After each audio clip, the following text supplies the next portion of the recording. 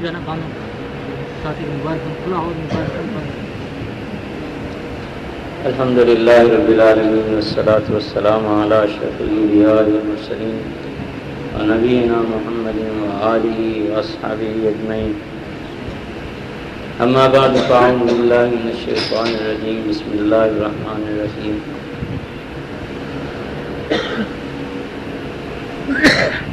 ان اول بیت وضع للناس للذی ببکۃ مبارکا وہدی للعالمین. صدق اللہ العظیم. میرے بھائیوں اور دوستوں اور میری بہنوں، آج تقریباً 25 دن بعد یا اس سے کچھ زیادہ دن بعد اللہ تعالیٰ نے بخیریت اپنے گھر پہنچایا، یہ اس کا شکر ہے. اللہ تعالیٰ نے اپنے گھر بلایا، یہ بھی اس کا شکر ہے. اور بلا کر عبادات میں اور اپنی طاعات میں لگایا، یہ بھی اس کا شکر ہے. دراصل کوئی عبادت اور کوئی ریاضت بغیر اللہ کی توفیق کے ہو نہیں سکتی جب تک اللہ کی توفیق شامل نہ ہو.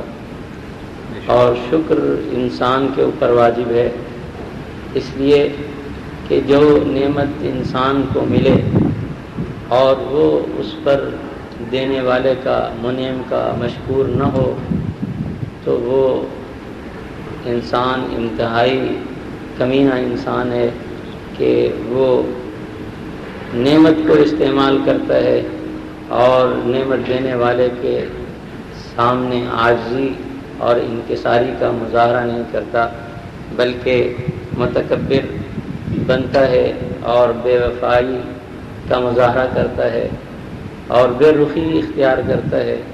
تو اللہ تعالیٰ ایسے لوگوں کو پسند نہیں کرتے. اللہ تعالیٰ ایسے لوگوں کو ہرگز نہیں پسند کرتے. دیکھیں دعا میں بھی اللہ تعالیٰ یہی فرماتے ہیں ادعونی استجب لکم ان الذین یستکبرون عن عبادتی سیدخلون جہنم داخرین. مجھے بلاؤ، مجھے پکارو، مجھ سے مانگو. اور فرمایا جو آدمی مجھ سے نہیں مانگتا تو میں کیا کروں گا؟ پھر اس کو جہنم میں ذلیل کر کے ڈالوں گا. وہ کیوں کہ توفیق دے رہا ہے مانگنے کی، اور وعدہ بھی یہ ہے کہ میں دوں گا. اور وعدہ بھی اللہ رب العالمین کر رہے ہیں. کوئی چھوٹا موٹا انسان تو نہیں، کوئی دوسرا انسان صاحب حیثیت اگر کسی سے وعدہ کر لے اور وہ باعزت ہو، باوقار ہو لوگوں میں، تو اس کے وعدے کو سچا سمجھا جاتا ہے. اور اللہ تعالیٰ تو مالک الملک ہے، بلکہ عزتیں بانٹنے والا ہے، وقاروں کو اور عزتوں کو تقسیم کرنے والا ہے.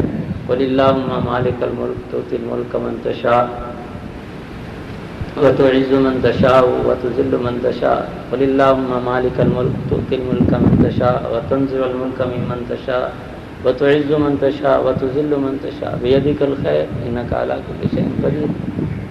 تو میں عرض کر رہا تھا کہ اللہ تعالیٰ نے عمرہ کی سعادت بخشی. یہ اللہ تعالیٰ کی طرف سے بڑی عنایت ہے کہ وہ کسی بندے کو اپنے گھر میں بلا لے اور پھر بلا کر اپنی طاعت اور عبادت میں لگا دے اور اپنے کاموں میں اسے مشغول کر دے. بلایا، کام دے دیا، تو یہ تو بڑی اچھی بات ہے. بلایا پھر کام ہی نہ دیا. دیکھیں کام لگا دیا، کام میں بھی لگا دیا. تو وہ آدمی جس کو بلا تو لیا جائے لیکن کام ہی نہ دیا جائے تو بیچارہ کتنے دن تک بیٹھے گا، کتنے دن تک رہے گا؟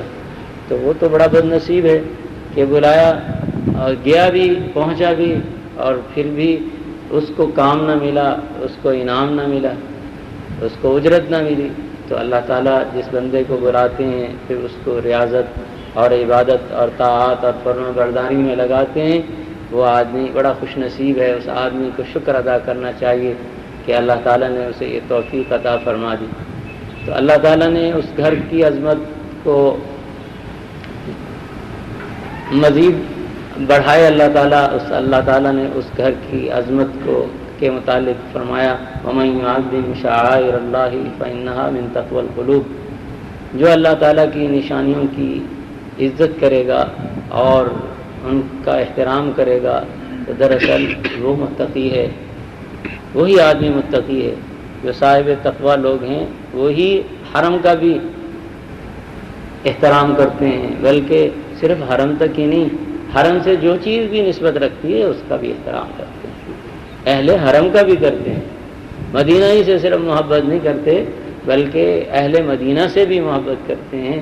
صرف حضور صلی اللہ علیہ وسلم کی ذات مبارک تک ہی ان کی محبت نہیں، بلکہ جن لوگوں کی نسبت اس طرف ہے، ان سے ہے، اس شہر کی طرف، اس شہر سے ہے، اس سے بھی محبت کرتے ہیں۔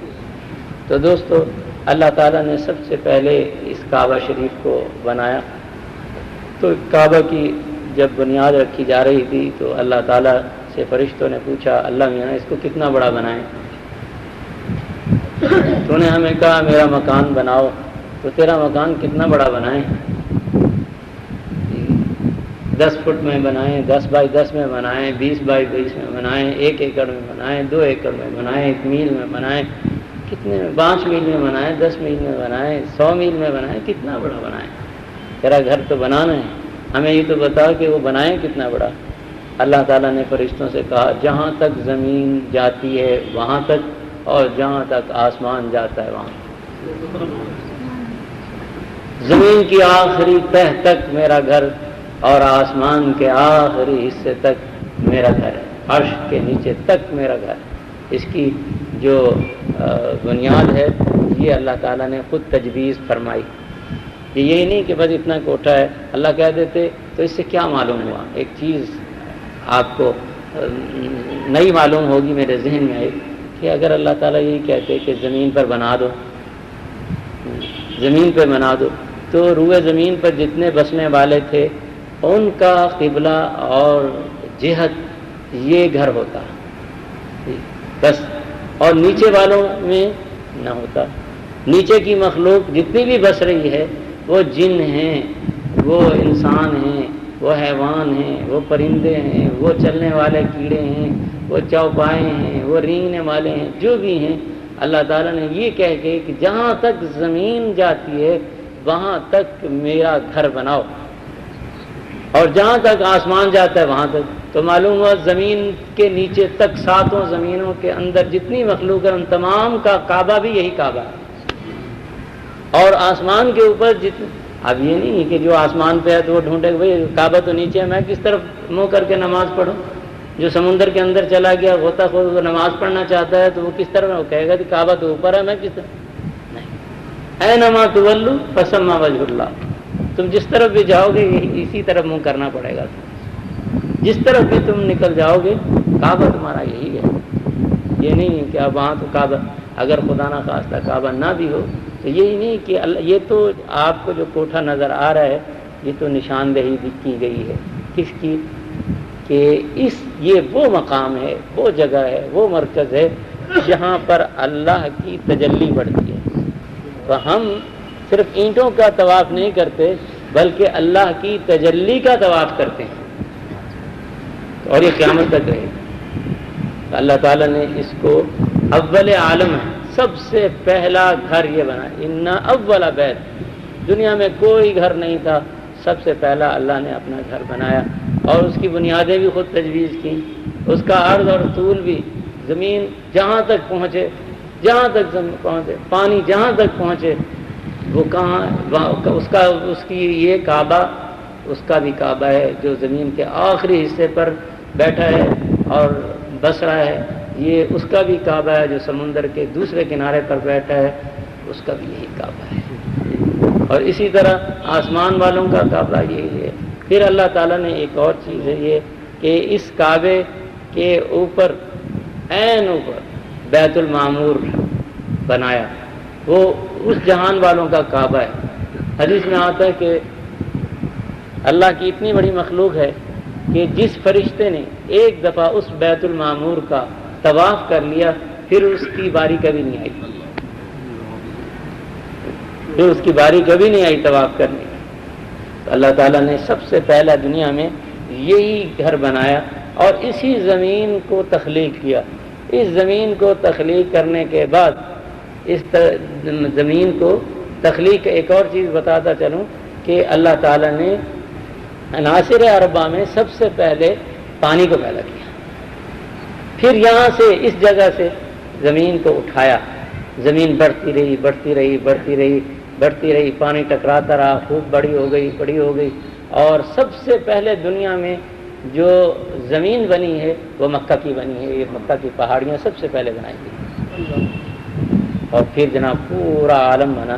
یہ اول عالم بھی ہے, تخلیق عالم بھی ہے اور وسط عالم بھی ہے, مرکز بھی ہے. اللہ تعالیٰ چاہتے تو امریکہ میں بنا سکتے تھے, روس میں بنا سکتے تھے, لیکن جانے والوں کو کتنی تکلیف ہوتی, 15 گھنٹے اس میں بیٹھتے. لیکن اللہ تعالیٰ پھر وہاں کا موسم کیسا ہے کیسا نہیں, وہاں کے لوگ کیسے ہیں, کہ اللہ تعالیٰ نے جو گھر بنایا ہے وسط عالم. دیکھیں یہ پرکار لیں آپ, یہاں پر ایک اس کا وہ پایا رکھ دیں اور دوسرا پھیریں, جب دائرہ لگائیں گے تو اس سے یہ وسط ہو جائے گا, یہ سینٹر ہو جائے گا. تو سینٹر سے مراد یہ ہے کہ چاروں اطراف کو یہ برابر ہے. مکہ والوں کے لیے بھی آسانی اور جناب امریکہ والوں کے لیے بھی آسانی, روس والوں کے لیے, ایشیا والوں کے, سب کے لیے برابر ہے. جو جتنے سب کے لیے آسانی. پھر اللہ تعالیٰ نے دیکھیں گھر بنایا اور اس کے لیے جو پابندیاں کی, احرام کی, کہا کہ 2 چادروں میں آؤ. ہے کیا یہ غلامی کی ٹریننگ ہے, غلام بنانے کی ٹریننگ ہے. جس طرح کسی کو سپاہی بنانے کی ٹریننگ دی جاتی ہے, فوجی بنانے کی ٹریننگ دی جاتی ہے, ڈاکٹر بنانے کی ٹریننگ دی جاتی ہے, تو اللہ تعالیٰ نے یہ گھر اس لیے بنایا تاکہ اپنے بندوں کو یہ دکھاؤں کہ غلامی ہوتی کیا ہے, غلامی چیز کیا ہے, کس طرح. تو ساری چیزیں اللہ تعالیٰ نے ختم کی. کہا 2 چادریں پہن کے آؤ. بادشاہ کو بھی وہی حکم دے دیا, نبیوں کو بھی وہی حکم دے دیا کہ آپ بھی 2 چادریں پہن کے آئیں گے. اچھا زبان کا بھی ایک ہوتا ہے, زبان سے بھی ایک وقار جھلکتا ہے. جو عرب بولتے ہیں, عربی کی شان ہے بولنے میں, وہ کسی دوسری زبان میں نہیں ہے. جو عربی کی شان ہے لہجات میں, بولنے میں اور بلاغت اور فصاحت میں, وہ کسی دوسری زبان. اللہ تعالیٰ نے وہ بھی چھڑوا دی سکتی. کہا نہیں, اپنی بولی نہیں, ہماری بولی بولو گے. پھر کلمات اللہ نے خود تجویز کیے. ابھی یہاں کیا کہنا ہے, کہا لبیک کہو لبیک, غلام آ گیا, لبیک لبیک, غلام آ گیا, غلام آ گیا, حاضر حاضر حاضر حاضر. اچھا یہاں بھی ایک دفعہ کہا چلو اس میں بھی شائستگی آ گیا جناب حضور میں آ گیا, لیکن بار بار کہا کہ نہیں, اس وقار کو بھی ختم کرو, چلاؤ. میں نے کہا اس سے پوچھا جی مکہ میں کیا فرق دیکھا اور مدینے میں کیا. میں نے کہا مکہ میں تو چیخنا اور چلانا ہے اور مدینے میں خاموشی کے سوا کچھ نہیں. وہاں زیادہ دھاڑے مارو, اوپر چڑھو تو زور سے لبیک کہو, نیچے کہو تو پھر لبیک کہو, جاؤ تو پھر لبیک کہو. تو سارا اللہ تعالیٰ نے وقار ختم کروایا تھا 2 چادریں پہن بس. لگے تو اچھا پھر کانوں کے پہن, جوتا نہیں پہن. جوتا بھی رمزی طور پر جوتا کہلاتا ہے, جوتا تھوڑی اور چپل تھی. کیا اس میں وقار ہے؟ کوئی وقار نہیں ہے. آپ کسی پہلے بڑی مجلس میں وہ پہن کے جاتے ہیں, نہیں جائیں گے. آدمی کتنا ہی ہو, اگر اس نے شادی میں جانا ہو تو وہ ضرور کیا چھوٹی قیمت کی تھوڑی قیمت کی جوتی لے اور جوتا لے, ضرور لے گا, نہیں لے گا. لیکن اللہ کا دربار, اللہ انتہائی نہیں جوتا دیتا. آپ سے بال ہیں, یہ بھی ایک وقار کی علامت ہے. کہا نہیں بس میلے کو چلے سے کوئی مانگ پٹی نہیں, کوئی تیل نہیں لگانا, کچھ ان کو سنبھالنا نہیں, بس ایسے رکھنا ہے. اللہ کا خوشبو اس میں بھی وقار ہے. نہیں ہمیں تو یہ تمہارا بدحالی اور بدبو والا پسینے والا بدن ہی پسند ہے, اس میں یہ بھی ختم کرو, کوئی خوشبو نہیں لگانا. سارے جو مذاہب تھے خوشبو وقار کے وہ اللہ تعالیٰ نے ختم کیا. یہاں غلام بن کے آؤ, سر ننگا ہو, چادریں دو پہنی ہوئی ہوں, پیر ننگے ہوں, اور بس اپنی زبانیں بھی چھوڑو. تم اگر انگلش بولنے پہ ناز کرتے ہو تو انگلش بولنا چھوڑ دو, اردو پہ تمہیں اگر ناز ہے تو یہ بھی ختم کر دو, فارسی پہ تمہیں ناز ہے تو وہ بھی چھوڑ دو. بس ہماری بات کرو, ہماری زبان بولو, ہمارا کرانا کہو, لبیک اللہم لبیک. اور اس لبیک کو اتنا ضروری قرار دیا کہ اگر کسی آدمی نے احرام باندھتے ہوئے لبیک نہیں کہا تو وہ دم دے گا. اس نے لبیک کہنا چھوڑ دیا اور لبیک نہیں کہا تو وہ دم دے گا. ایک دفعہ کہنا واجب ہے. پھر اللہ تعالیٰ اپنا کلام بھی تو پڑھوا دیتے تھے کہ بھائی اس دوران یہ پڑھو, یہ سورت پڑھو, سورہ رحمان پڑھو, سورہ یاسین پڑھو, سورہ ملک پڑھو, نہیں کچھ نہیں, سب صرف لبیک پڑھو. آج یہ جو لبیک ہے یہی ہمارا سب سے بڑا ترانا ہے, یہی ہماری حمد ہے. لیکن کوئی اور کوئی بات تھا لبیک لبیک لبیک لبیک. پھر کہا کہ چلو ہمارے کعبے کے گرد گھومو، ہمارے گھر کے گرد گھومو. اب چال میں بھی ایک وقار ہوتا ہے. حضرت عمر بن عبدالعزیز ہم جب شام گئے تو ان کی خبر مبارک پر بھی حاضری ہوئی. حضرت عمر بن عبدالعزیز بڑے صاحب تقوی انسان، بڑے عمر ثانی انہیں کہتے تھے. اور ان کا جو دور تھا ایسا دور تھا کہ اس زمانے میں کوئی آدمی ایسا نہیں ملتا تھا جو زکوٰۃ کا مستحق ہو. اتنی خوشحالی تھی کہ کوئی آدمی ایسا نہیں ملتا تھا کہ جو زکوٰۃ لینے والا ہو، زکوٰۃ کا مستحق ہو، کہ لوگ اپنی زکوٰۃ کسے دیں. اتنی خوشحالی. اللہ تعالیٰ ایک دفعہ ان کی بیوی نے کہا کہ عید کا دن آ گیا، بچوں کے لیے کچھ بنانا ہے تو آپ اس کے لیے کچھ کریں. تو انہوں نے کہا کہ اچھا کیا کروں، میرے پاس ہے ہی نہیں، کہاں سے لاؤں. انہوں نے کہا کوئی بات نہیں، چولہے کا انتظام تو میں کر لوں گی اپنی کمائی سے. تو تنخواہ آپ ایڈوانس لے لیں، بیت المال سے ایڈوانس پیسے لے لیں، ایک مہینے کی تنخواہ لے لیں، بچوں کی کپڑے بن جائیں گے، خوشی کا دن ہے. تو حضرت عمر بن عبدالعزیز کو سمجھ آئی. انہوں نے جو خزانے کا وزیر تھا اسے بلایا، کہا بھائی مجھے ایک مہینے کی، سال کی نہیں، ایک مہینے کی تنخواہ ایڈوانس دے دو. انہوں نے کہا جی لے لیں، لیکن ان کا لیکن کیا، یہ کیا گارنٹی ہے کہ ایک ماہ تک آپ زندہ رہیں گے؟ یہ آپ گارنٹی دے دیں، میں دے دوں گا. کہتا نہیں بھائی اس کی گارنٹی میں کوئی نہیں. اور موت کیسی، سبحان اللہ، موت ان کی جب آخری وقت آیا، نزا کا حالت میں، تو یوں آنکھیں کھول کے آسمان کی طرف دیکھا اور کہا لمثل ھذا فلیعمل العاملون. ارے کسی نے میدان مارنا ہے تو اس میدان کے لیے کوشش کریں.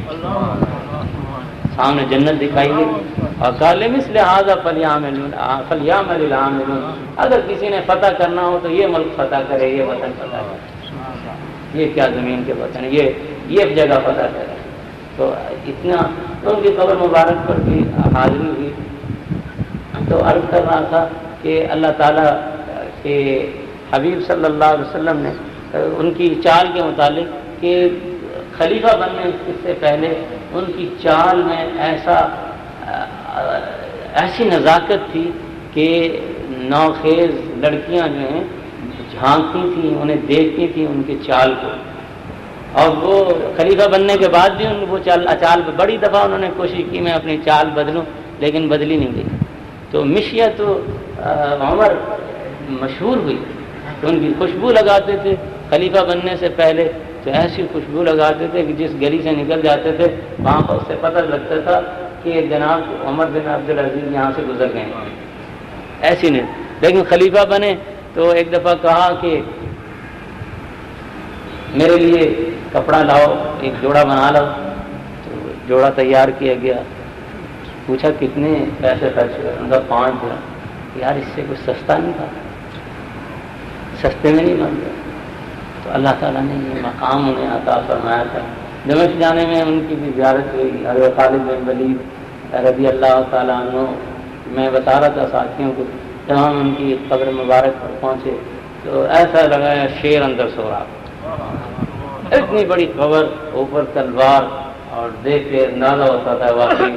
میں نے کہا دنیا میں بھی تو شیر تھا اور قبر میں بھی شیر ہے. اور تیری جو قبر ہے وہ یہ تاثر دیتی ہے کہ واقعی یہ کسی شیر کا گھر ہے. یہ تاثر دے رہی تھی.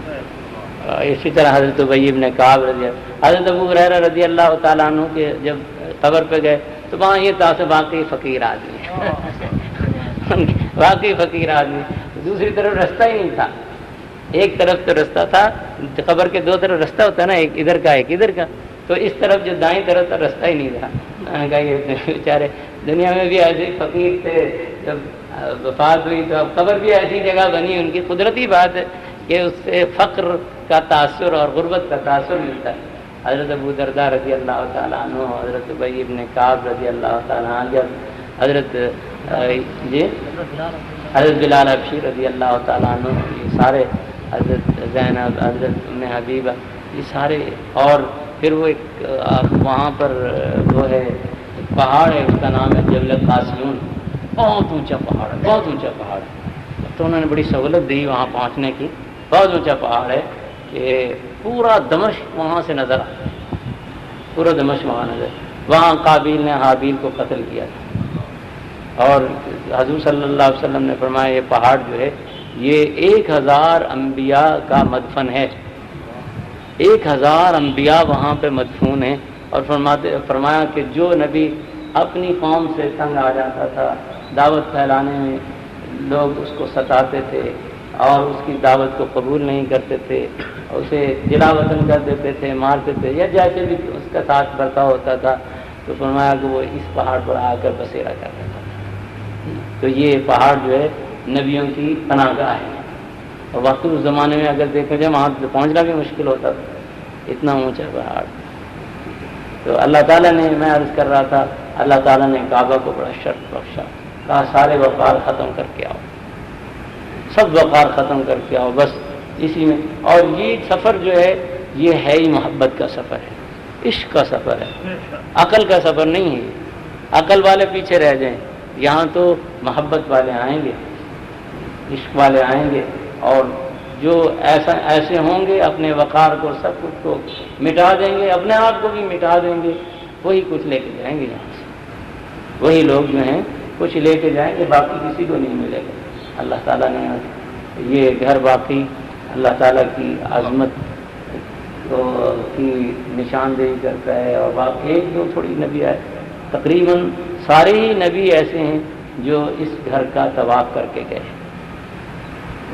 حضرت آدم سے لے کے حضرت محمد صلی اللہ علیہ وسلم تک جتنے بھی نبی آئے ہیں انہوں نے اس گھر کیا، طواف کیا ہے۔ تو یہ تخلیق عالم اسی گھر سے، اسی مٹی سے انسان بنا، پہلے یہ مٹی پیدا کی گئی، پھر اس گھر کو بنایا گیا، پھر اس کا جو وہ ہے محل وقوع ہے وہ یہ رکھا گیا کہ دنیا کا وسط اور سینٹر رکھا گیا، وسط عالم رکھا گیا۔ اور یہ نہیں کہ صرف اس کو مسلمان ہی وسط عالم کہتے ہیں، بلکہ پوری دنیا، سائنسدان جتنے بھی ارضیات کے ماہر ہیں انہوں نے یہ کہا ہے اور مان لیا، تسلیم کیا، کسی بھی مذہب سے وہ تعلق رکھے، واقعی یہ دنیا کا سینٹر ہے یہاں کا۔ پھر اللہ تعالیٰ نے ایسا ماحول ایسا وہاں دے دیا، موسم ایسے دے دیا کہ 2 چادریں تو پہنائیں، اور سردی دے دیتے تو پھر کیا ہوتا، سب کو نمونیا ہو جاتا، پھر کمبل کی ضرورت پڑتی، ایک تو چادروں کا سنبھالنا، پھر وہ اتنی قیود اس کے ساتھ، پھر اس کو اٹھانا، پھر کمبل کا اٹھانا مشکل ہو جاتا۔ دنیا تو کمبل بناتے بناتے تھک جاتی شاید، جتنی دنیا جاتی ہے۔ اور لیکن اللہ تعالیٰ نے ایسا موسم کہ غریب بھی اگر اس کے پاس کچھ نہیں ہے تو وہ بھی گزارا کر لے، امیر ہے تو وہ گزارا کر لے۔ پھر دیکھیں ایک اور چیز، یہ تو تھا ہی، اس کے لیے تو حضرت ابراہیم نے دعا کر دی تھی کہ اللہ تعالیٰ وَارْزُقْهُم مِّنَ الثَّمَرَاتِ لَعَلَّهُمْ يَشْكُرُونَ، ان کو رزق دے، مال دے، ثمرات دے، پھل دے، تاکہ یہ شکر گزار رہیں۔ ان کے لیے تو دعا کی۔ اب مدینے والوں نے تو ساتھ دیا تھا، مدینے والوں نے تو حضور کا ساتھ دیا تھا۔ جب فتح مکہ ہوئی تو صحابہ اکٹھے ہوئے، تو حضور نے غنائم جو ہیں وہ تقسیم کیے، مال غنیمت تقسیم کیا، جتنے تھے اپنے اقربا تھے انہیں بھی، دوسروں کو بھی، اہل مکہ کو، مہاجرین کو زیادہ دیا۔ تو ان بیچاروں یہ دیکھتے رہ گئے بھائی یہ سارا مال تو یہی لے جا رہے ہیں، اونٹ یہ پکڑ کے لے جا رہے ہیں، بکری یہ پکڑ کے لے جا رہے ہیں، تلوار ان کے حصے میں آ رہی، ڈھال حضور تو انہیں۔ تو کچھ نوجوان انصار صحابہ نے کہا کہ یہ کیا، حضور تو اپنے اپنوں کو بانٹ رہے ہیں، ہم نے ساتھ دیا تو ہمیں تو کچھ بھی نہیں مل رہا۔ جو سعد بن عبادہ رضی اللہ تعالیٰ عنہ تھے وہ ان کے سردار تھے، حضور صلی اللہ علیہ وسلم ان سے بڑی محبت کرتے تھے، وہ بھی ان سے محبت کرتے تھے۔ تو حضور کی خدمت میں حاضر ہو جانا، یا رسول اللہ، انصار میں لوگ، انصار کی جو جماعت ہے وہ یہ کہتی ہے کہ آپ سارا کا سارا مال جو ہے وہ مہاجرین ہی کو تقسیم کر رہے ہیں۔ تو حضور صلی اللہ علیہ وسلم نے پوچھا تمہاری کیا رائے ہے، تمہاری کیا رائے ہے، جو میں یہ کر رہا ہوں ٹھیک کر رہا ہوں کہ نہیں، تمہاری کیا رائے ہے؟ تو انہوں نے کہا یا رسول اللہ جو میری قوم کی رائے ہے میں بھی اسی کے ساتھ ہوں، میں بھی ان میں سے ہوں۔ ٹھیک ہے، تو حضور صلی اللہ علیہ وسلم آپ باہر سے سیدھا آپ نے خطبہ دیا، آپ نے کہا تم سمجھتے ہوگے کہ جب اس کو کوئی پوچھتا نہیں تھا ہم نے اس کا ساتھ دیا، جب اس کو کوئی مال نہیں دیتا تھا ہم نے مال دیا، جب اس کے لیے کوئی خون بہانے والا نہیں تھا ہم نے خون بہایا، ہم نے اس کو گھر دیا۔ سارے آپ نے ان کے مناقب اور تعریفیں اور جو احسانات تھے ان کا ذکر کیا۔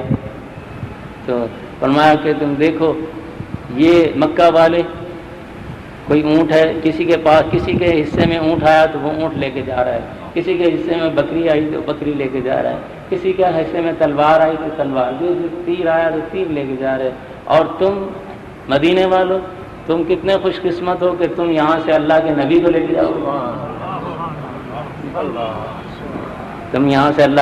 اور واقعی ان کو تو ملنا تھا لعلہم یشکرون، ان کو تو ملنا تھا، اللہ نے وعدہ کیا اور نبی کی دعا قبول ہوئی۔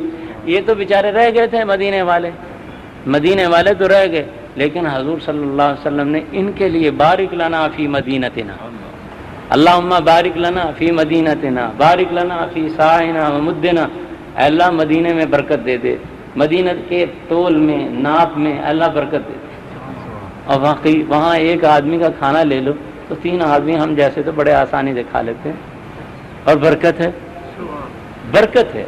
اور میں کہہ رہا تھا کہ اگر حضور صلی اللہ علیہ وسلم یہاں نہ جاتے تو یہی امیر رہتے، سارے فائدے انہیں ہوتے، لوگ ادھر ہی آتے نا جی، تو مدینے والے تو بیچارے رہ گئے تھے۔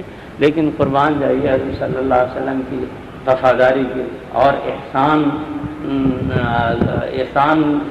کا بدلہ اتارنے کے، کہ آپ نے مثال قائم کر دی، آپ ان کے ساتھ گئے، انہیں بھی جو ہے امیر کر دیا۔ جتنے لوگ آ رہے ہیں وہاں بھی آ رہے ہیں، جتنے وہاں آئے اتنے وہاں آئے، جتنی قیمت میں ان کا گھر چڑھتا ہے ان کا گھر بھی چڑھ جاتا ہے، جتنی بوتلیں وہاں پی جاتی ہیں اتنی یہاں بھی پی جاتی ہیں۔ اب کوئی ہوگا جو ادھر سے بھاگ جاتا ہوگا بدبخت، نہیں، ان کو بھی وہی، وہ بھی معلوم نہیں ہے دولت کے اعتبار سے بھی۔ پھر دیکھیں اللہ تعالیٰ نے اپنے نبی اور اپنے گھر کی خدمت کروانی تھی تو ہر کام کرنے میں مشقت ہے بھائی۔ اگر زراعت میں وہ آگے ہوتے ترقی اور زراعت خوب ہوتی، محنت تو ہوتی، محنت سے ہی زراعت ہوتی ہے نا۔ اچھا اگر بھائی صنعت ہے تو صنعت میں بھی محنت ہے، چیزیں بنانے میں محنت ہے کہ نہیں ہے؟ محنت ہے، اٹھانے میں، لانے میں، گھڑنے میں، تیار کرنے میں، یہ سارے میں محنت ہے۔ تو جو بھی چیز بنائی جاتی ہے اس میں محنت۔ اللہ تعالیٰ نے انہیں وہ چیز دی جو بغیر محنت کے انہیں تیل دے دیا، وہ نکل رہا ہے پائپوں سے، نہ انہیں کوئی راڈ چلانا پڑ رہا ہے نہ کوئی بنانا پڑ رہا ہے، اور گھر بیٹھے کھا رہے گمیاں، جاؤ کھاؤ، تمہیں ہم بغیر مشقت کے ہی دیں گے۔ تو دوستو اللہ تعالیٰ نے وہاں کی جو جگہ ہے اس کو برکت دی، اور پھر جو اس کے قرب و جوار تھے ان کو بھی برکت دی۔ سبحان الذی اسری بعبدہ لیلا من المسجد الحرام الی المسجد الاقصی الذی بارکنا حولہ۔ تو بارکنا حولہ میں انہوں نے ہمیں بتایا، شام والوں نے وہ جو انہوں نے ہمیں پروفیسر صاحب دیے تھے کہ آپ کو سارا دمشق کے متعلق بتائیں گے، انہوں نے ہماری بڑی عزت کی بہت۔ تو انہوں نے کہا کہ بارکنا حولہ میں شام ہے، اور وہاں سے اسرائیل 100 کلومیٹر ہے، 100 کلومیٹر جو ہے وہ وہاں سے اسرائیل ہے۔ ان کا بارکنا حولہ میں شام ہے، اور واقعی پڑھتے ہیں لوگ بڑے ادھینگی سے بولتے ہیں، وقا نہ کوئی لڑائی نہ کوئی دنگا، خوش ہے، اور بڑی اہل اسلام سے بڑی محبت کرتے ہیں، دین سے بڑی محبت کرتے ہیں۔ وہاں کی حکومتوں نے، لوگوں نے، اور یہودیوں نے، عیسائیوں نے، سوشلسٹوں نے کوشش کی کہ ان کے اندر سے دین نکل جائے، لیکن انہوں تو نکالنے کی کوشش کی، دین ان کے اندر اور زیادہ ہوا دلوں میں ہی۔ ابھی تک مسجدیں بھر جاتی، حالانکہ اور مسجد پہ مسجد تعمیر ہو رہی ہے، ایسی نہیں کہ ایک مسجد ہے، اور مسجدیں اتنی نفیس ہیں، اتنی اچھی ہیں کہ خانہ کعبہ اور مدینہ منورہ حرم شریف کے بعد اگر کسی نے نفیس ترین مسجدیں دیکھنی ہوں تو شام میں ملیں گے، اتنی خوبصورت اور اتنی نظم اور ضبط، سبحان اللہ، مزہ آتا ہے ان لوگوں کے پاس اٹھے بیٹھے، بڑا اکرام کرتے ہیں، بڑی محبت کرنا، خصوصاً پاکستان سے تو بہت محبت کرتے ہیں، بہت محبت۔ اب پاکستان والے ایسے ہو جائیں تو ایک الگ بات ہے، بن گئے ہیں تو ایک ایسی الگ بات ہے، لیکن لوگوں کے اندر جو ہے وہ ابھی تک یہ رجحان ہے کہ پاکستان اسلام کا قلعہ ہے. لوگوں باہر کی دنیا میں جو کچھ بھی ہے ان کے اندر ابھی تک یہ ہے کہ پاکستان جس نے پاکستان اگر پاکستان کو مطلب ہے کوئی نقصان پہنچا تو وہ ایسے ہی ہے جیسے دین کو نقصان پہنچے. وہ یہ سمجھتے ہیں. اللہ نہ کرے پاکستان کی اللہ تعالیٰ حفاظت فرمائے، اہل دین کی حفاظت فرمائے. تو دوستو اللہ تعالیٰ نے اپنا گھر بنایا اور اس میں کہا کہ دیکھو اس کی شان یہ ہے کہ یہاں جو بھی آئے بے وقار ہو کے آئے، با وقار ہو کے نہ آئے، پھر اسے کچھ ملے گا. تو اللہ تعالیٰ نے اس کو اول عالم بنایا، پھر اس کو وسط عالم بنایا، تخلیق عالم بنایا، اور پھر یہاں سے تمام نبیوں کی دعوت کو پورے اطراف عالم میں پہنچایا. جتنے نبی آئے اس کی زیارت کے لیے آئے. ابراہیم علیہ السلام کی اولاد میں 1000 پیغمبر ہیں. 1000 پیغمبر ہیں. اللہم صلی علی محمد وعلی آل محمد کما صلیت علی ابراہیم وعلی آل ابراہیم انک حمید مجید. اللہم بارک علی محمد وعلی آل محمد کما بارکت علی ابراہیم. تو کہیں کما بارکت علی ابراہیم میں یہ ہے کہ حضور صلی اللہ علیہ وسلم حضرت ابراہیم علیہ السلام کی نسل میں 1000 پیغمبر ہیں. چھوٹی موٹی بات نہیں، بہت اللہ تعالیٰ. تو پھر اس جگہ کو اللہ تعالیٰ نے برکت دی، جہاں اتنے نبی آئے برکت والے. دیکھیں جتنے آدمی جاتے ہیں اتنا پیسہ خرچ کر کے آتے ہیں، اور جب آتے ہیں پیاس نہیں بجھی دوبارہ جانے کو دل چاہتے ہیں. پیاس آپ اپنے بچے کا بچی کا نکاح کریں، شادی کریں اور دعوت کریں، آپ کہیں یار بہت خرچ ہو گیا، بہت مقروض ہو گیا. لیکن وہاں سے آنے والا غریب ترین ہی کیوں نہ ہو، وہ یہ نہیں آپ کو کہے گا کہ میں مقروض ہو گیا، اللہ کے گھر گیا تھا مقروض ہو گیا. نہیں، وہاں سے آنے والا وہ کہتا ہے دوبارہ جاؤں، یہ کمی رہ گئی تھی یہ پوری کر کے آؤں، پھر آیا بھائی پھر جاؤں. اور بار بار جانا بھی سنت ہے، بار بار جانا سنت ہے. اس لیے کہ صحابہ اکرام رضوان اللہ علیہم اجمعین کے حضرت عائشہ رضی اللہ تعالیٰ عنہ کے متعلق آتا ہے کہ 47 حج کیے تھے. 47 حج کیے تھے. جب عمرہ کرتی تھیں تو احرام باندھتی تھیں جحفہ سے، اور جب حج کرتی تھیں تو احرام باندھتی تھیں بیر علی سے، ذوالحلیفہ سے باندھتی. سب سے بڑی میقات جو ہے میقاتوں میں یہ ذوالحلیفہ ہے کہ مدینہ سے شروع ہوتی ہے اور مکہ میں آ کے ختم ہوتی ہے. سب سے بڑی میقات یہ ہے کہ اتنا بڑا ثواب ملتا ہے وہاں کہ احرام کی حالت میں ہوتا ہے آدمی وہاں سے اور وہاں تک اللہ پاک احرام میں رہتا ہے اور اس کو ثواب ملتا رہتا ہے. تو جتنی دیر اللہ کی راہ میں رہے، اس حال میں رہے تو اسے ثواب ملتا ہے. خیر میں عرض کر رہا تھا کہ عمرے کی اور حج کی بڑی برکات ہیں. حضور صلی اللہ علیہ وسلم نے فرمایا تابعوا الحج والعمرہ فإنہما ينفیان الفقر. لوگو حج اور عمرے پے در پے کرتے رہا کرو، بار بار کرتے رہو، ایک کے بعد دوسرا، دوسرے کے بعد تیسرا، لیکن کرو اللہ کے لیے، غلام بننے کے لیے، اپنی غلامی میں اور اضافہ کرنے کے لیے، اپنی شہرت میں اضافہ کرنے کے لیے نہیں، اپنی غلامی میں اور اضافہ کرنے اور اپنی مسکنت کو اور بڑھانے کے لیے اور اپنی عاجزی کو اور زیادہ ظاہر کرنے کے لیے کرو. فرمایا اگر تم ایسے کرو گے تو پھر تمہیں ملے گا کیا؟ فرمایا نہ تم میں کوئی فقیر رہے گا اور نہ کوئی مفلس رہے گا. یہ فقر کو بھی دور کرتے ہیں اور فاقے کو بھی دور کرتے ہیں. اور پھر یہ جو زمزم ہے نا، فرمایا کہ اس زمزم کی تاثیر یہ ہے کہ جو اس کو پیٹ بھر کر پیے گا، جو اس کو پیٹ بھر کر پیے گا، اللہ تعالیٰ اس کے دل سے نفاق کو نکال دے گا. اور یہ زمزم ایسے ہی نہیں ہے. حضور صلی اللہ علیہ وسلم جب تشریف لائے تو آپ نے صحابہ سے کہا کہ مجھے ڈول نکال کے. حضور کے ہر کام میں حکمت ہے.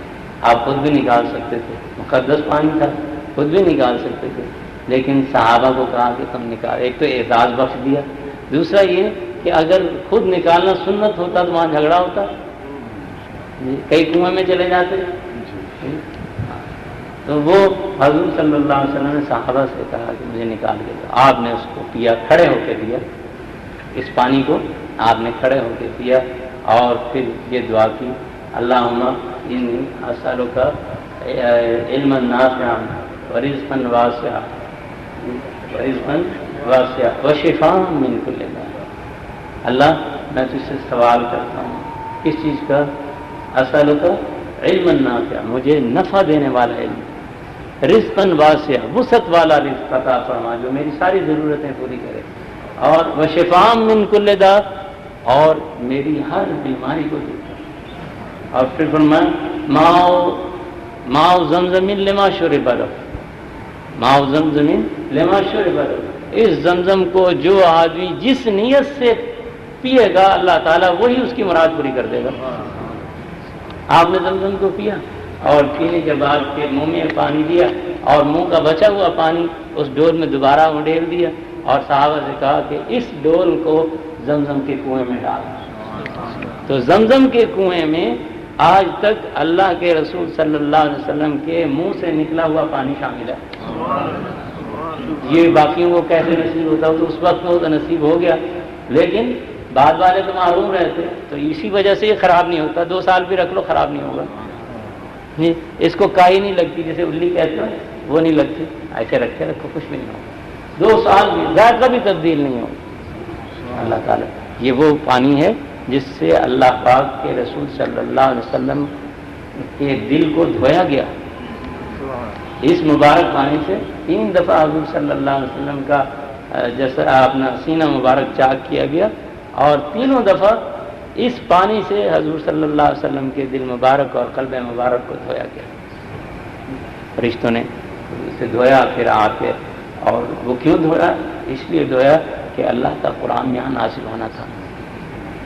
جنت کا ایک کشت تھا، تھال جسے کہتے ہیں، وہ آیا، اس میں آپ کے دل مبارک کو رکھا گیا. سبحان اللہ، وہ بھی جنت کا تھا، سونے کا تھا. اور پانی جو دھونے کے لیے استعمال کیا گیا وہ بھی اسے بھی جنت کا ہی کہہ دو.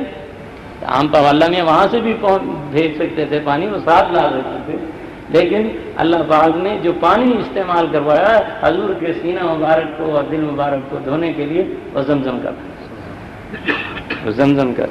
تو فرمایا کہ یہ جو بھی آدمی اس کو پیتے وقت جس نیت سے پیے گا اللہ تعالیٰ اس کی مراد پوری کرے. ہم جب شام پہنچے تو محدث ابن عساکر رحمۃ اللہ علیہ کی مزار مبارک پر پہنچے تو وہاں ان کے ساتھ ہی ایک قبر ہے امام نیشاپوری رحمۃ اللہ علیہ. تو ان کے متعلق آتا ہے کہ جو انہوں نے جب طواف کیا اور طواف کرنے کے بعد زمزم پیا تو انہوں نے پہلی دعا یہ مانگی، اللہ پاک میری قبر ابن عساکر کی قبر کے ساتھ بنا دو. اور وہ پوری ہو گئی، وہ پوری ہو گئی، قبر بھی وہیں ہے.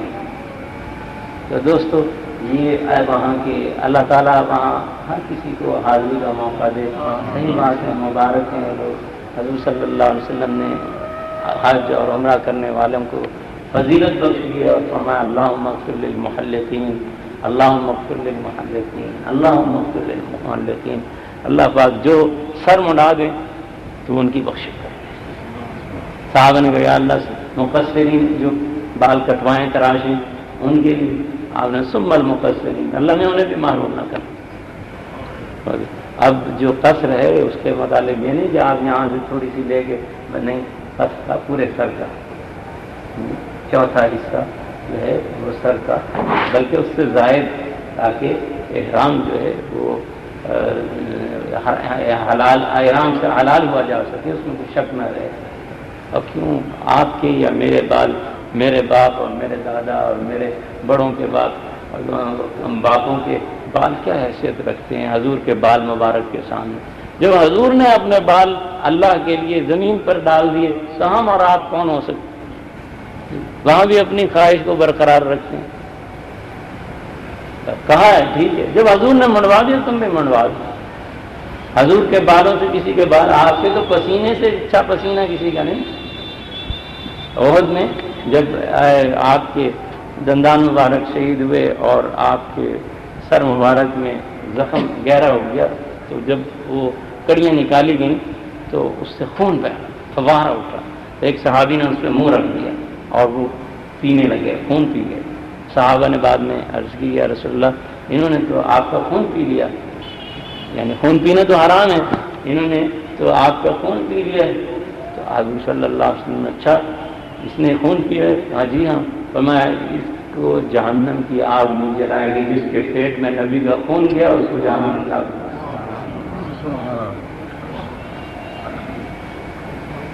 جی تو ایک ایسے پھر یہ تو خون کی بات ہے، میں نے پڑھا ہے اس میں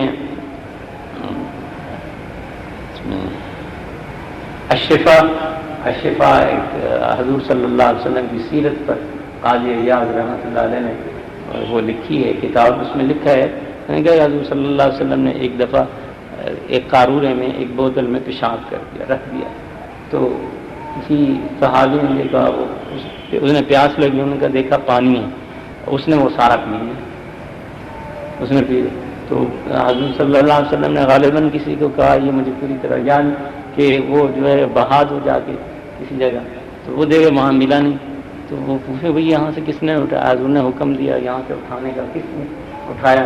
تو پتہ چلا کہ صاحب نے کہا کیوں کیا بات ہوئی؟ کہنے لگے کہ حضور نے وہاں پیشاب کیا تھا، اپنی تقاضا پورا کیا تھا، وہ بہت اچھی، تو آپ نے فرمایا کہ اس کو بہا دو۔ تو میں نے کہا وہ تو میں نے پی لیا پانی سمجھ کے۔ حضور صلی اللہ علیہ وسلم کی خدمت میں عرض کی گئی تو آپ نے فرمایا اس پہ بھی جہنم کی آگ حرام، اس پہ بھی جہنم کی آگ حرام۔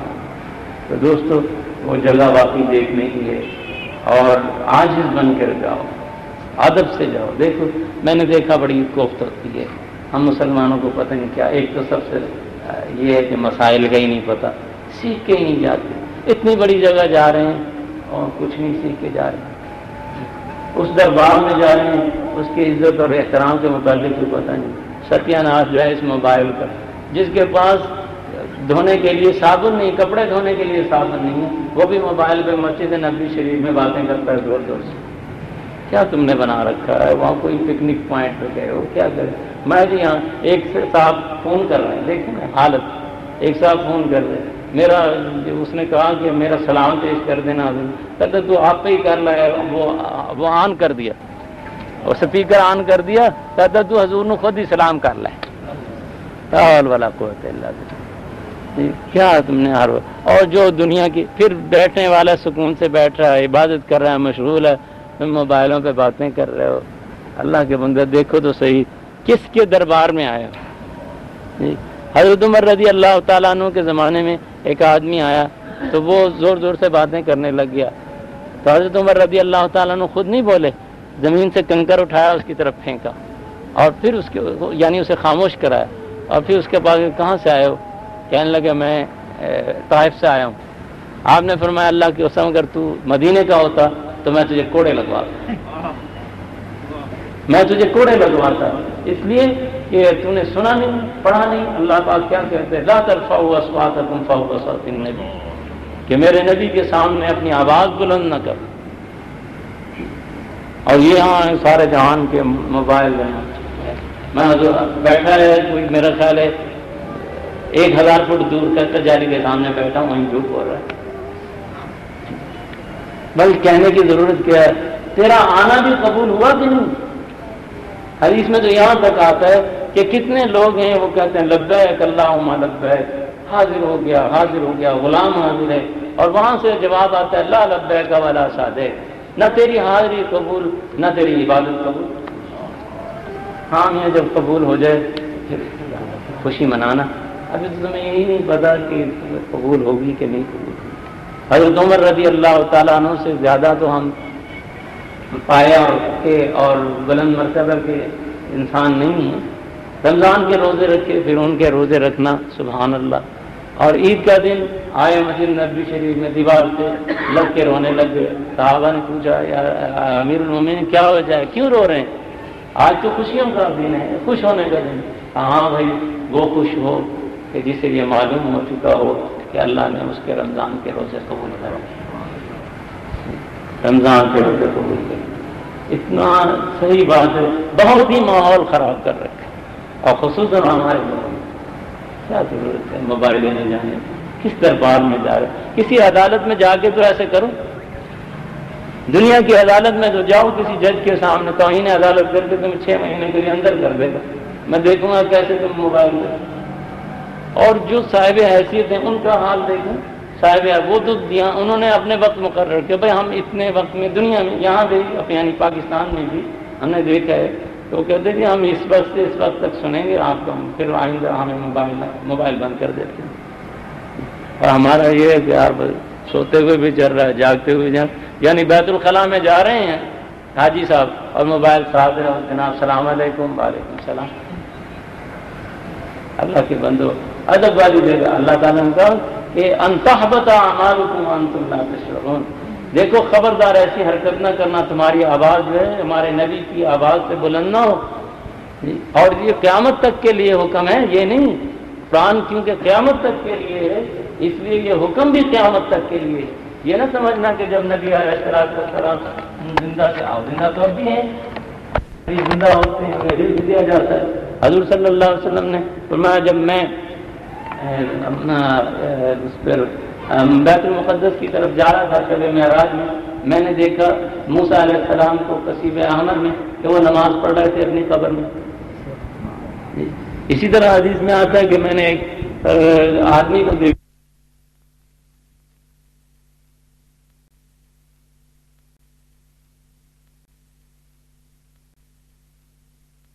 یعنی یہ کب ہے جب فتح مکہ میں آپ حج کر رہے ہیں۔ میں نے پوچھا کہ یہ کون ہے آدمی، انہوں نے کہا عیسیٰ علیہ السلام، یہ عیسیٰ علیہ السلام۔ میں نے فرمایا یونس علیہ السلام کو دیکھا اونٹنے کی مہار پکڑتے ہوئے جا رہے ہیں عرفات میں۔ ایسی تو نہیں اللہ کی نعمتیں ہیں، اللہ کی رحمتیں وہاں نازل ہوتی ہیں، انبیاء کا وہاں وجود ہوتا ہے، ارواح کا وجود ہوتا ہے، اولیاء کا ہوتا ہے، اور اللہ تعالیٰ پتہ نہیں کس کے صدقے سے سب کے حجوں کو قبول کرتے ہیں۔ میں امام غزالی رحمۃ اللہ علیہ نے لکھا ہے کہ حضرت بایزید بستامی رحمۃ اللہ علیہ جب عرفات میں گئے تو روتے رہے کہ اللہ تعالیٰ میرے حج کو قبول فرما لے، کر تسلی نہ ہوئی، حاضری دے کے تسلی نہ ہوئی۔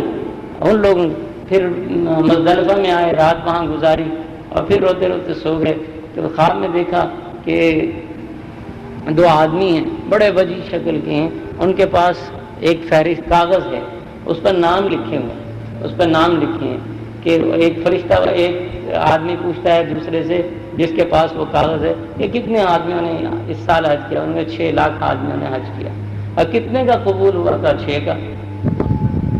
میں اور رونے لگ گیا، ہائے میرا کیا بنا ہوگا، 6 لاکھ نے حج کیا، 6 کا قبول ہوا تو ہمارا کیا؟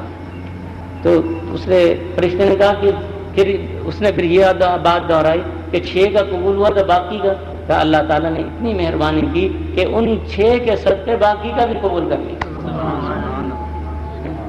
بھائی احترام سے جاؤ گے تو کچھ پاؤ گے، اور اگر یوں بے احترامی کی زندگی ہے کس لیے جاؤ؟ حضور وہ تو پھر قیامت کی نشانیاں پوری ہو رہی ہیں۔ حضور صلی اللہ علیہ وسلم نے فرمایا قیامت کے نزدیک یہ حال ہوگا، لوگ حج کریں گے، عمرہ کریں گے، اور جو عمراء ہیں وہ سیر و سیاحت کے حوالے سے کریں گے، وہ تفریح بنا لیں گے اس جگہ کو، اور جو علماء ہیں وہ ریاکاری کی وجہ سے کریں گے، ریاکاروں کے اور اتنا وفد ہمارے ساتھ اتنی جماعت اور ٹولے کے ٹولے جناب جا رہے ہیں، تو اور فرمایا کہ جو فقراء ہیں وہ مانگنے کے پوری ہے، جا کے دیکھیں کتنے لوگ ہیں وہ یہاں بلکہ کرائے پہ انہیں لیا جاتا ہے، ارینج کیا جاتا ہے، مانگنے کے لیے بیٹھیں۔ مدینہ طیبہ میں ہم نے خود دیکھا، میرے ساتھ حاجی جان محمد تھے، وہ یہاں بھونگ کا ایک آدمی تھا، ان کے پاس دکان سے وہ لیتا تھا، وہ سامان وغیرہ لیتا تھا، انہوں نے پہچان لیا یہ وہی ہے۔ اب انہوں نے کہا تو وہاں ہیں، تو کہنے لگا معافی کلام اردو، معافی کلام معافی اردو معافی۔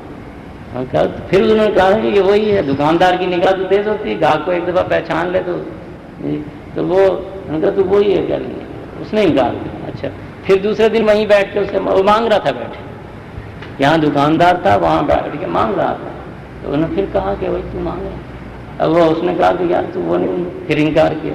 تیسرے دن وہ پھر گئے تو انہیں بلایا خود، کہتا تم نے کب جانا؟ انہوں نے کہا تو کہتا تھا مجھے عربی آتی نہیں، مجھے اردو سمجھ نہیں آتی، اب تو اردو کہتے تو وہی نہیں؟ کہتا ہاں میں وہی ہوں، میرا سامان تو لیتے جانا گھر تھوڑا سا۔ تو اس میں دیکھیں ہمیں حضور صلی اللہ علیہ وسلم نے فرمایا کہ فقراء جو ہیں مانگنے کے لیے وہاں جائیں گے، اور ہمارا سیر و تفریح کے لیے. کتنے امیر ہیں اللہ کوئی اللہ قلیل ایسے بھی ہوں گے نیک بھی ہوں گے، یہ نہیں سارے، لیکن میں نے دیکھا ہے اپنے ہاتھ، جو پچھلے حج کیا تھا ہم نے، میں نے دیکھا کہ واقعی ایسا ہے، ہوٹلوں میں بیٹھے رہتے ہیں، وہیں وہ بچھائی جانماز اور وہیں نماز پڑھ لی. اور خلا کتنا ہے؟ تو میرا خیال ہے کوئی 2-3 فرلانگ کا خلا ہے، اور یہ وہیں نماز پڑھتے ہیں. نہ نماز ایسے نماز نہ عورتوں کی ہوتی ہے نہ مردوں کی ہوتی ہے، اتصال بڑی ضروری، صرف اتنا فاصلہ ہو جتنا کہ 2 صفوں کا، یعنی 8 فٹ کا. تب تو اتنے خلا تو یعنی برداشت ہے، یعنی اگر اتنا خلا رہ گیا تو اس کی گنجائش ہے، لیکن اس سے زیادہ کی گنجائش کوئی نہیں کہ تم جا رہے. نماز تو ہو رہی اندر حرم میں، تو پیر پڑھ رہے ہیں دروازے سے باہر، اور خلا وہاں تک ہے ہی نہیں، لوگ ہیں ہی نہیں وہاں پہ. تو اگر ایسی ہی ہر طرح نماز جائز ہے تو بھائی ٹی وی پہ آتا ہے آن کر لو، اس پہ وہیں پہ کھڑے ہوتے، وہاں بھی آنے کی ضرورت کوئی نہیں. حج پہ کیوں جاتے ہو؟ یہیں دیکھ لو، یہیں پہ لبیک لبیک کہہ لو، اور اس کے بعد اتار دینا جا کے وہاں پہ قربان، باہر گھر کے باہر جا کے قربانی کر دینا، مسئلہ حل ہو جاتا ہے. تو بہرحال مسائل سیکھو جانے کے، ادب سیکھو، کس طرح اللہ کے نبی صلی اللہ علیہ وسلم کے دربار میں حاضری. یہ نہیں کہ آپ جائیں اور پھر بجائے نیکی لینے کے لیے جتنی نیکیاں لے کے گئے وہ بھی برباد ہو جائیں، اور اللہ کا دوست بننے گئے تھے اللہ کا دشمن بن کے آئے. وہاں مسائل سیکھو، عبادت کی غرض سے جاؤ، عبادت کرو انشاءاللہ. اگر آپ صحیح بات ہے جتنے دن ملتے ہیں 15 دن کی، میں آپ کو اپنی حال بتاتا ہوں. ہم جب مدینہ سے ڈائریکٹ ہماری فلائٹ کراچی آئی، میں نے ظہر کی نماز پڑھی، مجھے ایسے لگ رہا تھا میں نے نماز ہی نہیں پڑھی. یعنی ایسی کیفیت تھی وہاں، دل اتنا مانوس ہوا عبادت سے کہ ایسا اپنی نماز ایسی لگی میں نے نماز ہی نہیں پڑھی. ہاں میں نماز پڑھی. تو اتنی وہاں کیفیت ہے، نورانیت ہے، مزہ ہے. اگر کوئی آدمی وہاں جائے عبادت کی غرض سے تو اس کے ایمان میں اضافہ ہوگا، ایمان بڑھے گا، نجات ہوگی. حضور صلی اللہ علیہ وسلم نے فرمایا من زار قبری وجبت لہ شفاعتی، جس نے میری قبر کی زیارت کی میرے ذمے ہے کہ میں قیامت کے دن اس کی شفاعت کر سکوں. اور جس نے حج کیا ولم یزرنی فقط جفانی، من حج ولم یزرنی فقط جفانی، جس نے حج کیا اور پھر وہ میری قبر کی زیارت کے لیے نہیں آیا، اس نے میرے سے دھوکہ کیا، اس نے غداری کی، اس نے بے وفائی کا مظاہرہ کیا، اس نے ظلم کیا. یہ حضور صلی اللہ علیہ وسلم وعید ہے. جاؤ احترام بتایا ہے کہ اس احترام سے. حضرت عائشہ رضی اللہ تعالیٰ عنہ تو زور سے کیل بھی نہیں لگانے دیتی تھی کسی کو،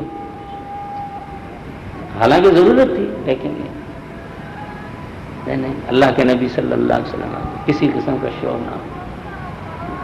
اور ہم ہیں کہ بجائے یہ کہ درود شریف میں یہ اب سے ہی ہو گیا جب سے موبائل پاکستان میں آیا، اور اس سے پہلے بھی ہم نے کیا، ایسا ماحول نہیں تھا. صحیح بات ہے، کوفت ہوتی کچھ بھی نہیں. یعنی اگر ان کے حال کو دیکھ لیں تو معلوم ہوتا ہے کہ اس بیچارے کے پاس تو کھانے کے پیسے بھی نہیں ہوں گے، لیکن موبائل جناب سن رہا ہے، اس جگہ بیٹھے. جو لوگ ہیں امیر لوگ ہیں انہوں نے بھی اپنے وقت مقرر کر رکھے ہیں سننے کے لیے، حالانکہ دنیا ہے، دنیا کماتے ہیں اس سے، لیکن انہوں نے اس کے بعد وہ بھی نہیں. میں ابھی پنڈی گیا تھا تو وہ جنرل غلام احمد ملک صاحب کے کور کمانڈر اس کے اسلام آباد کے رہ چکے، تو ان کے وہاں ہسپتال بنائے تو میں ان سے ملنے گیا، بات ہو رہی تو کہ ہم کراچی میں گئے، وہ مل والے فاروق مل والے ان کے پاس وہ بیٹھے ہوئے تھے، تو میرا وہ خود کہتے ہیں میرا موبائل آ گیا، میں سنا تو ان کا جنرل صاحب یہاں موبائل نہ سنیں. حالانکہ بڑا آدمی، وہ بھی بڑا آدمی تھا، وہ بھی بڑا آدمی تھا، اس نے منع کر دیا نہیں یہاں موبائل نہ سنیں. تو ایک آدمی جو اپنا خاص وقت رکھتا ہے سننے کا اور کرنے کا، اس کی اگر منشا کے خلاف ہو تو وہ اپنے مرتبے اور اپنے سے زیادہ مرتبے یا ہم مرتبہ آدمی کو منع کر دیتا ہے، تو اللہ کے رسول صلی اللہ علیہ وسلم سے زیادہ مرتبہ کس کا ہوگا؟ پھر اللہ خود سمجھا رہے ہیں خبردار ایسی حرکت نہ کرنا جس سے کہ تمہاری ساری نیکیاں برباد ہو جائیں. تو اپنی جو ہے یہ موبائل شبائل بھائی، یہ دنیا ویسے بھی حدیث میں آتا ہے کہ جس آدمی نے مسجد میں آ تو مسجد، ہاں یہ بھی اللہ کے گھر ہیں لیکن ویسے تو نہیں ہے، لیکن اللہ کے گھر ہیں، جو اس کی شان ہے ویسی شان تو نہیں، لیکن اللہ نے ان کو اپنے سے نسبت دی ہے۔ ان مساجد میں بھی یہ ہے، فرمایا جس نے دنیا کی دنیاوی باتیں مسجد میں آ کر کی، جس نے مسجد میں آ کر دنیاوی باتیں کی، تو اس کی یہ باتیں کرنا اس کی نیکیوں کو ایسے چاٹ جائے گا، ایسا چاٹ جاتا ہے جیسا کہ آگ لکڑی کو چاٹ کر راکھ بنا دے، راکھ بنا دے۔ تو وہاں پہ سارے جہان کے قصے اور کرنا، اللہ کے بندو لوگوں کو خود بھی سمجھاؤ، آپ ضرور کم از کم ضرور سمجھایا کرو ہر جانے والے کو کہ بھائی عزت اور احترام سے جاؤ اور کچھ لے کے آؤ، جو لے کے یہاں ہے وہ بھی چھوڑ کے نہ آؤ، اللہ کے باغی بن کے نہ آؤ، اللہ کے دشمن بن کے نہ آؤ، اللہ کے دوست بن کے آؤ، جنت کے حقدار بن کے آؤ، جہنم اپنے اوپر واجب کر کے نہ آؤ۔ تو سب سے بڑی بات حج اور عمرے میں یہی ہے کہ اللہ تعالیٰ کہ رسول صلی اللہ علیہ وسلم نے حاجیوں کو، میں نے جیسے عرض کیا تھا، فضیل اللہم اغفر للمحلقین، اور ایک اور دعا ہے فرمایا اللہم اغفر للحجاج، اللہ جتنے حج کرنے والے ہیں ان کی مغفرت فرما، ولمن استغفر لہ الحجاج، اور حاجی لوگ جس کے لیے مغفرت کی دعا کریں انہیں بھی بخش دے، انہیں بھی بخش، اللہم اغفر للحجاج ولمن استغفر لہ، اتنی شان تمہاری، اور پھر عمل تمہارا بےادبی والا۔ تو اللہ تعالیٰ بھائی سب کو وہاں کی زیارت نصیب کرے اور ہر کسی کی یہ تمنا پوری کرے۔ صحیح بات ہے، یہی دین لانا ہے وہاں سے۔ ہمارے حضرت والد صاحب رحمۃ اللہ علیہ فرمایا کرتے تھے کہ ہمارے حضرت مولانا عبدالغفور مدنی رحمۃ اللہ علیہ کے پاس ایک شخص گیا، پوچھنے لگا حضرت یہاں سے کیا لے جاؤں؟ آپ نے فرمایا کہ بھائی مدینے کا جو تحفہ ہے وہ کھجور ہے، اور مکے کا تحفہ جو ہے وہ زمزم ہے، زمزم ہے۔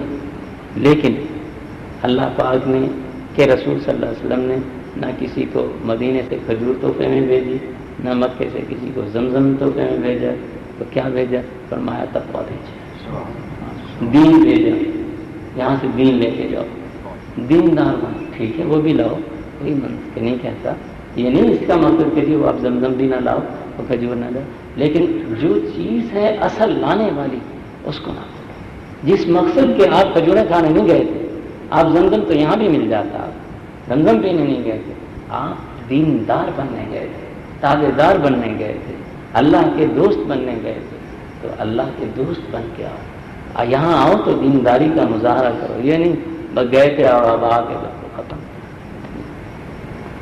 یہ بلکہ اس سے زیادہ محنت کرو، اس سے زیادہ ہمت کا مظاہرہ دکھاؤ گے وہاں۔ جب وہیں تم فیل ہو تو یہاں آ کے کیا کرو گے؟ یہاں تو اور دنیا ہے، وہاں اگر 100% کرو گے تو یہاں آگے 5% کرو گے، اگر وہیں 5% تو یہاں پہ تو سب مائنس لگ جائے گا سارا پیچھے تمہارا، پہلے صفر لگ جائے نا کسی ہندسے کے اس کی کوئی حیثیت نہیں رہتی، ہاں بعد کے صفر لگیں تو اگر اکائی کے سے پہلے ایک سے پہلے صفر لگ جائے تو اس ایک کی کیا قیمت رہے گی؟ کچھ بھی نہیں رہے گی، اور اگر ایک کے بعد صفر لگے تو اس کی شان 10 ہو جاتے ہیں، 100 ہو جاتے ہیں، 1000 ہو جاتے ہیں، لاکھ ہو جاتے ہیں، کروڑ ہو جاتے ہیں۔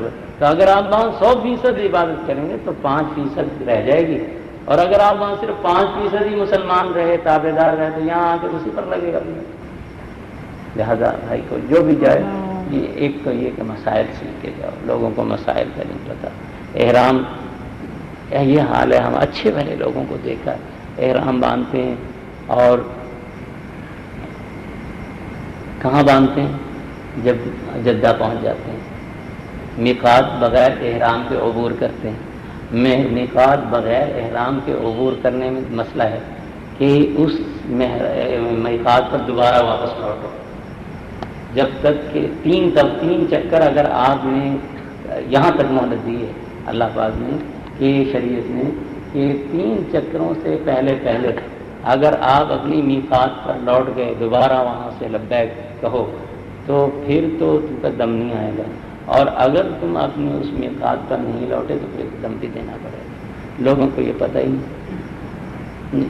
صورت میں مسجد تنیم سے بھی جا کے مسجد تنیم سے نہیں، مسجد تنیم نہیں، جو میقات آفاقی آ رہے ہیں ان کے لیے نہیں، جو وہاں آ چکے ہیں وہ مسجد تنیم سے باندھ سکتے ہیں، مسجد تنعیم سے وہی کرے گا جو آفاقی میقات سے باندھ کے آگے عمرہ کر لے، دوبارہ عمرہ کرے وہاں رہ کے، پھر وہ کر سکتا ہے۔ لیکن اگر وہ ہاں یہ ہے کہ وہ وہاں اگر جدہ آ گیا، اس نے احرام باندھ لیا ہے، تو پھر احرام باندھ کے وہ احرام بغیر احرام کے میقات عبور کی، تو اسے کوئی محاذات میں جو بھی قریب میقات ہے، ذوالحلیفہ کی پڑتی ہے، جیرانہ کی پڑتی ہے، یا رابط کی پڑتی ہے، جو بھی اسے نزدیک پڑتی ہے وہاں چلا جائے۔ ضروری نہیں کہ اسی میقات جس سے وہ بغیر احرام کے چلا آیا اور بغیر احرام کے اس نے عبور کیا، اسی کا نہیں، جو بھی اسے نزدیک ہے۔ لیکن جہاں تک تنعیم کا تعلق ہے، تو اب تنعیم کا تعلق تب ہوگا جب، کیونکہ آبادی ہے وہ اگر جب وہ عمرہ کر لے، اس کے بعد عمرہ کرنا چاہے تو پھر تنعیم چلا جائے، اصل میقات پہ چلا۔ ایسے نہیں ہے کہ وہ آئے اور پھر تنعیم تو بڑا آسان ہو جائے گا۔ مکہ میں داخل ہونے سے پہلے اسے احرام کی حالت میں آنا چاہیے، اور جب دوبارہ عمرہ کرے مکہ میں رہے تو پھر تنعیم میں چلے جائے، جیرانہ میں چلا جائے، جیرانہ میں چلے جائے، دونوں تنعیم نزدیک ہیں، وہاں چلا جائے، وہاں سے عمرہ کر لے۔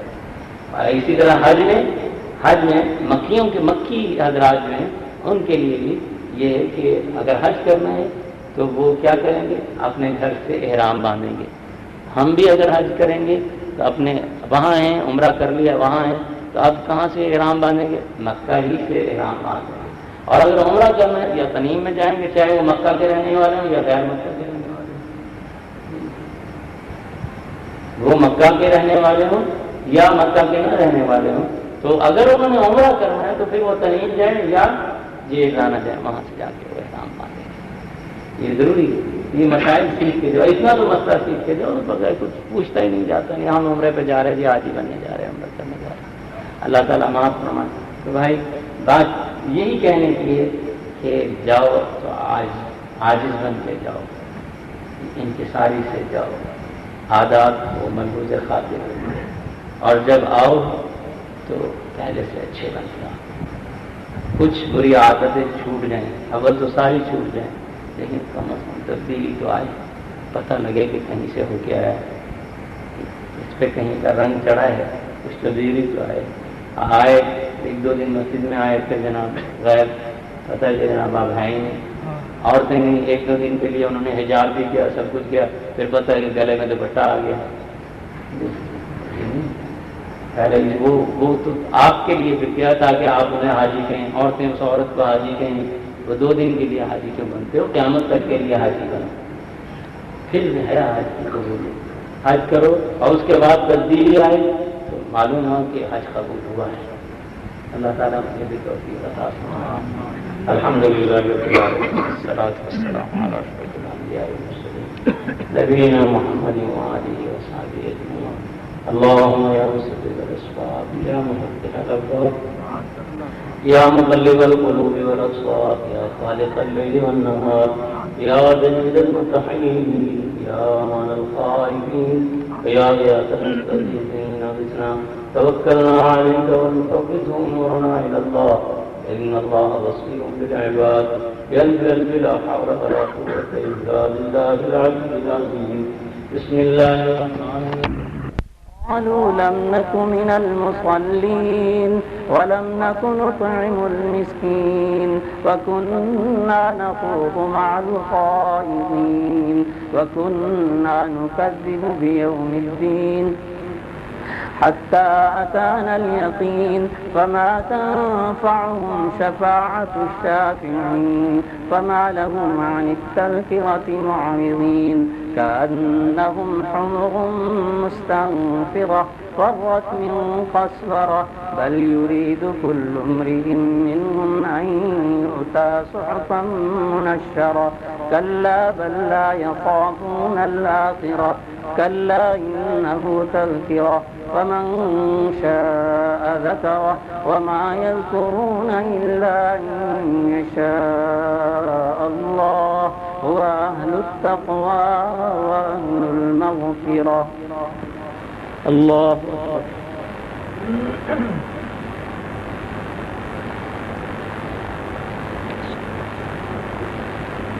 سمع الله لمن حمده الله أكبر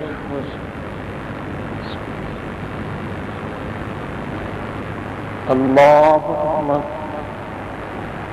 الله أكبر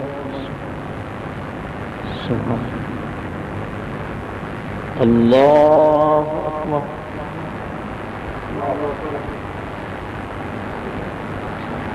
الحمد لله رب العالمين الرحمن الرحيم مالك يوم الدين إياك نعبد وإياك نستعين اهدنا الصراط المستقيم صراط الذين أنعمت عليهم غير المغضوب عليهم ولا الضالين لا أقسم بيوم القيامة ولا أقسم بالنفس اللوامة أيحسب الإنسان أن لن نجمع عظامه بلى قادرين على أن نسوي بنانه بل يريد الإنسان ليفجر أمامه يسأل أيان يوم القيامة فإذا برق البصر وخسف القمر وجمع الشمس والقمر يقول الإنسان يومئذ أين المفر كلا لا وزر إلى ربك يومئذ المستقر ينبأ الإنسان يومئذ بما قدم وأخر بل الإنسان على نفسه بصيرة ولو ألقى معاذيره لا تحرك به لسانك لتعجل به إن علينا جمعه وقرآنه فإذا قرأناه فاتبع قرآنه ثم إن علينا بيانه كلا بل تحبون العاجلة وتذرون الآخرة وجوه يومئذ ناظرة إلى ربها ناظرة ووجوه يومئذ باسرة تظن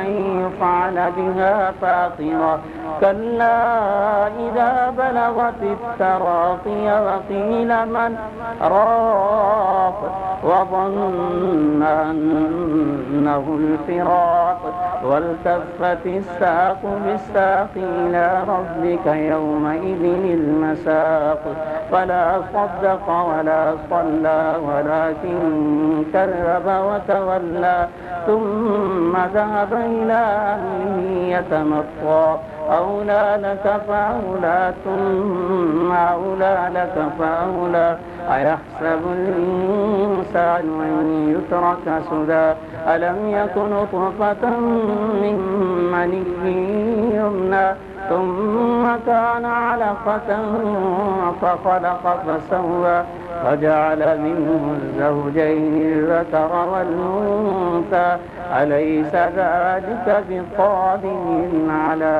أن يحيي الموتى الله أكبر